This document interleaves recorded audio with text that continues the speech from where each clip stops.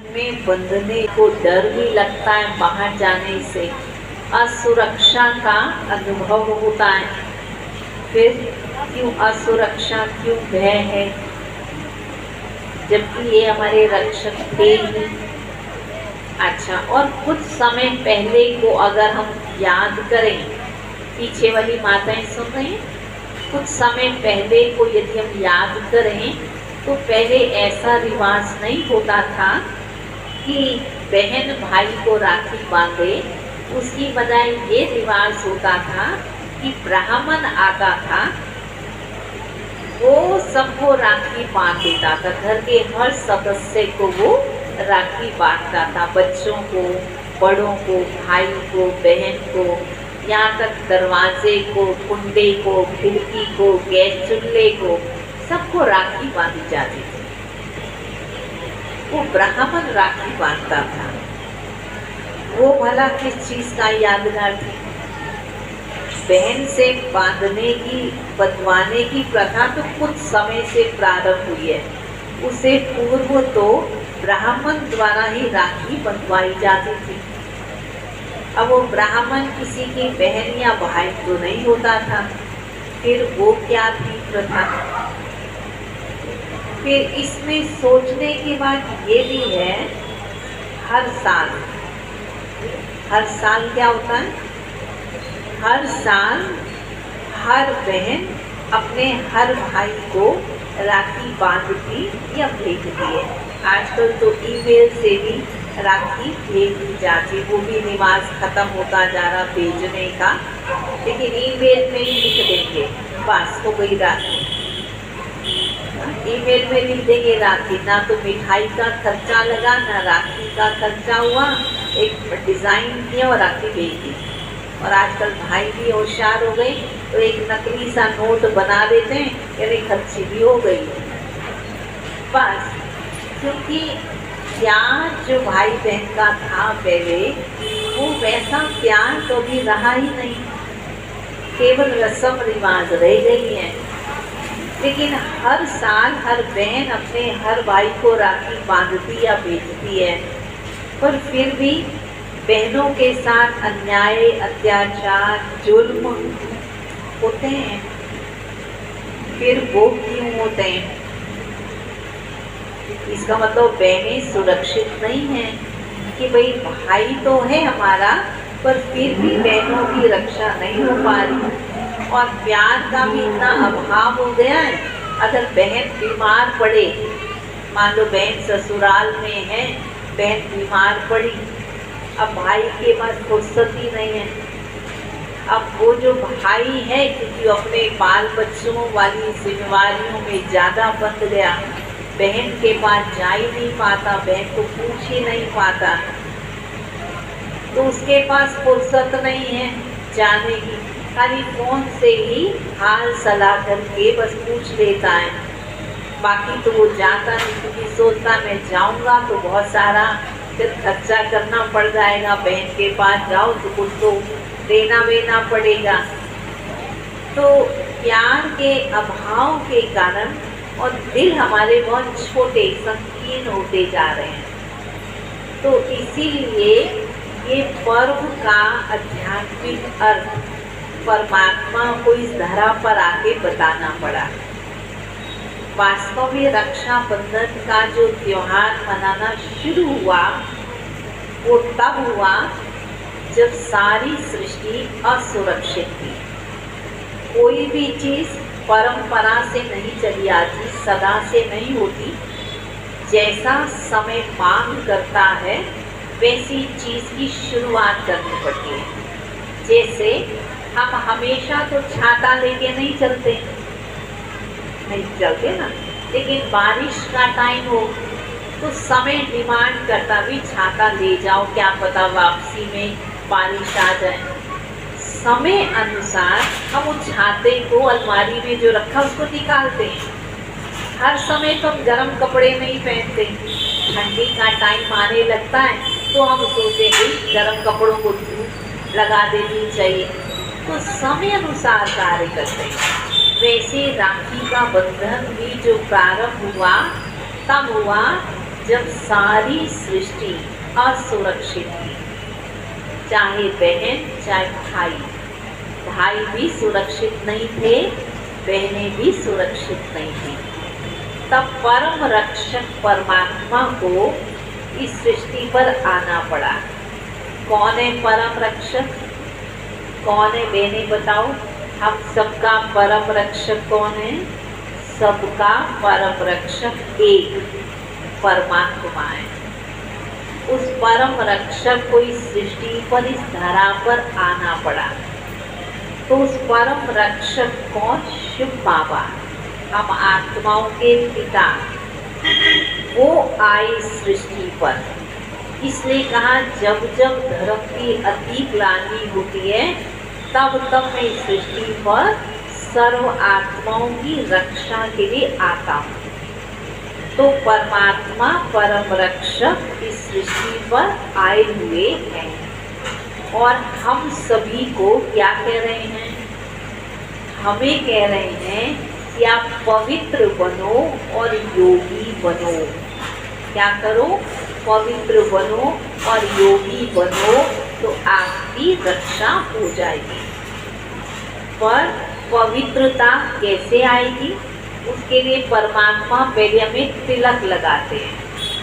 कहाँ लगाया जाता है तिलक? यहाँ। इसको बोलते हैं मस्तक भ्रिकुटी। भ्रिकुटी के बीच में जहाँ आत्मा का निवास स्थान है, या बिंदी या तिलक लगाते हैं, तो यहाँ पर आत्मा का निवास स्थान है। तो परमात्मा पिता ही कहते हैं आप अपने आप को आत्मा समझो।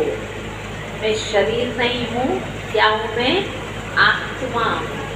शरीर मेरा साधन है जो मुझे कर्म करने के लिए मिला है, पर कर्म कराने वाली शक्ति आत्मा है। आत्मा यहाँ मस्तक के बीच में रहती है। आत्मा को विजय का तिलक, चंदन का तिलक लगाया जाता है। चंदन का तिलक क्यों? कि आत्मा शीतल बन जाए, अर्थात मन हमारा शीतल बन जाए, मन हमारा शांत भी बन जाए, मन हमारा शीतल बन जाए, इसलिए तिलक लगाया जाता है। ठीक है? तो परमात्मा परम रक्षक चंदन का तिलक लगाते हैं, पर किसके द्वारा लगवाते? ब्रह्मा कुमारी बहनों के द्वारा। जैसे ब्राह्मण बांधता है राखी, तो ब्रह्मा कुमारी कौन है? यही सच्चे ब्राह्मण हैं, यही ब्रह्मा कुमार ब्रह्मा कुमारियाँ हैं। तो ब्रह्मा कुमारियों के द्वारा, ब्रह्मा कुमारों के द्वारा नहीं, बहनें बांधती ना राखी, तो ब्रह्मा कुमारी बहनों को भगवान जिम्मेवारी देते हैं। क्यों बहनों को ही देते हैं? क्योंकि बहनें धार्मिक प्रवृत्ति की होती हैं, बहनों में पालना के संस्कार होते हैं, मिठास होता है, बहनों के अंदर सब्र ज़्यादा होता है, बहनों के अंदर बहुत सारी विशेषताएं हैं। इसलिए परमात्मा बहनों को कहते हैं, ब्रह्मा कुमारी बहनों को कहते हैं कि आप सबको राखी बांधो। किसकी राखी बांधो? हमारी राखी नहीं है, भाई बहन का कोई रिश्ता ब्लड कनेक्शन भी नहीं है, परमात्मा की तरफ से परमात्मा की राखी को हर आत्मा को, हर आत्मा रूपी भाई को बांधो, ये परमात्मा ने आदेश दिया। हम परमात्मा के आदेश का पालन कर रहे हैं और इसीलिए राखी स्पेशल होती है। माउंट आबू कितनी दूर है? आबू पर्वत, अरावली की आबू पर्वत से खास शिव बाबा की राखी, हर राखी पे शिव बाबा का चिन्ह बना होता है, एक निशानी बनी होती है शिव बाबा ज्योति बिंदु में। वो राखी आपके लिए भी लाई गई है। तो राखी सबको बहनें, ब्रह्मा कुमारी बहनें बांधती हैं, क्योंकि ब्रह्मा कुमारी बहनों को परमात्मा ने आदेश दिया कि तुम ही ब्राह्मण हो, तुम ही ब्राह्मणिया हो, तुम सबको पवित्रता की राखी बांधो। पहले तुम खुद सुरक्षित बनो, इससे सुरक्षा करो अपनी। पहले ब्रह्मा कुमारी बहनों को अपनी सुरक्षा खुद करनी है, इससे सुरक्षा करनी है। अपनी कमजोरियों से, विकारों से अपनी रक्षा करनी है। कोई भी विकार हमारे अंदर प्रवेश ना हो जाए, हमारे अंदर क्रोध ना आए, जोश ना आए, हमारी जबान से गलत शब्द ना निकले, हम किसी को बुरा न कहें, किसी के लिए नेगेटिव गलत सोचे भी नहीं। बोलने की तो बात नहीं, किसी के लिए गलत सोचे भी नहीं। और कर्म ऐसे अच्छे सुखदायी करें जिसे दूसरों को भी सुख मिले। तो मन, वचन, कर्म से इन 5 विकारों का त्याग करके मनोविकारों से अपनी रक्षा करनी है, मनोबल को बढ़ा के, मन को मजबूत बना के, मन को राजयोग से संवार के सक्षम बना के अपने आप को पहले मजबूत बनाएं। अपने लिए संकल्प करें कि हम किसी भी बुराई के आदी नहीं होंगे।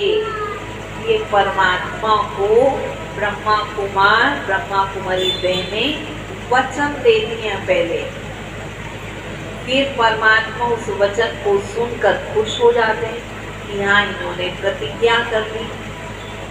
ये लोभ के वश किसी का धन गलत इस्तेमाल नहीं करेंगे, ये कोई भी गलत कार्य नहीं करेंगे, ऐसी प्रतिज्ञा की।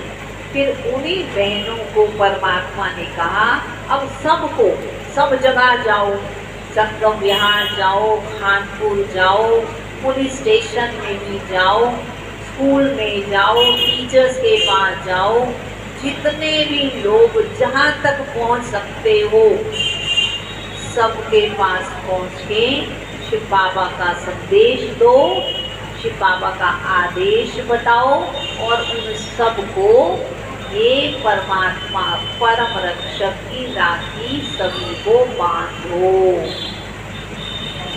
हम उस रक्षक की राखी आपको भी बांधने के लिए आए हैं। तो बोलो, आप सभी तैयार हो राखी बंधने?